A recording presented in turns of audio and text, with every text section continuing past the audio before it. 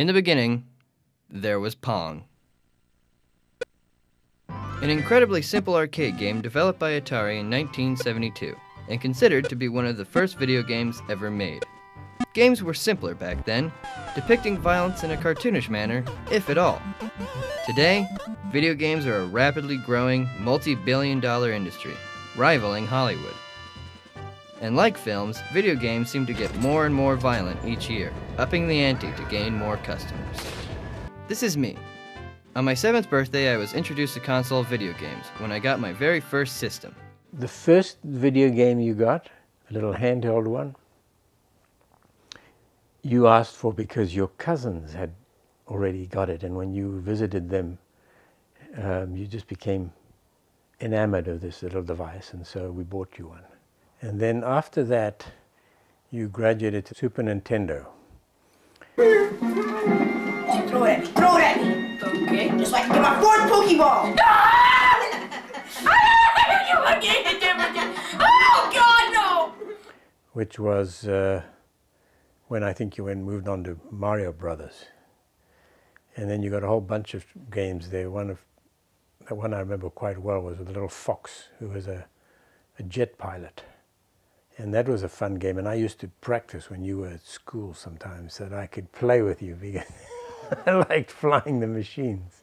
Afterwards, I bought nearly every system Nintendo had to offer until February 17th, 2007, the day after my 20th birthday, when I broke the habit by purchasing an Xbox 360.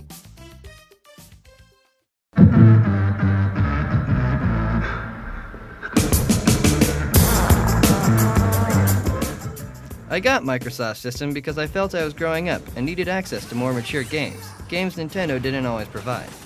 To be honest, I mostly bought it for this game. Do you believe in monsters? Or the thing that lives under your bed?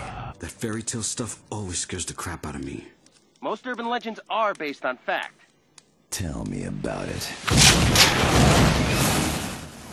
Gears of War, which I had seen previews for and decided was going to be the most awesome game mankind had ever produced. But as I played it, I began to notice just how intensely and graphically violent it was, and what kind of effect it was having on me.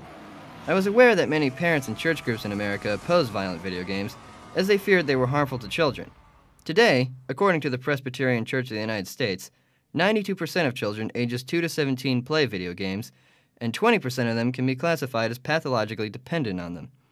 I wanted to hear what a churchgoer or parent had to say, and my search brought me to this man. My name is Gary Browse. I'm with the Interfaith Center on Corporate Responsibility.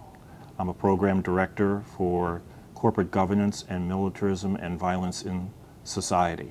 ICCR is an organization of religious institutions who have investments in most of the major corporations. There is an age group which is called the magical years, when a child is beginning to develop its creativity and understanding what its self-identity is.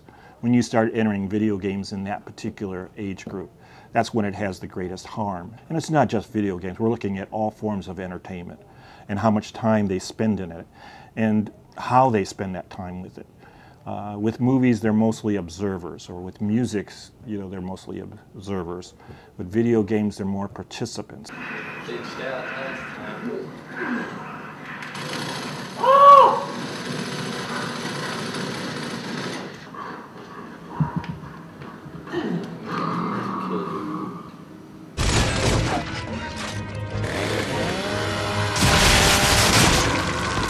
Oh, bullshit, man. Fuck.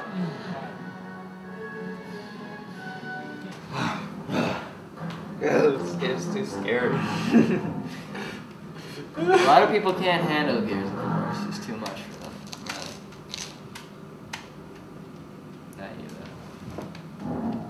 I think the first video game I can remember playing is probably something on a Nintendo, the NES, which is either Duck Hunt or one of the first Marios.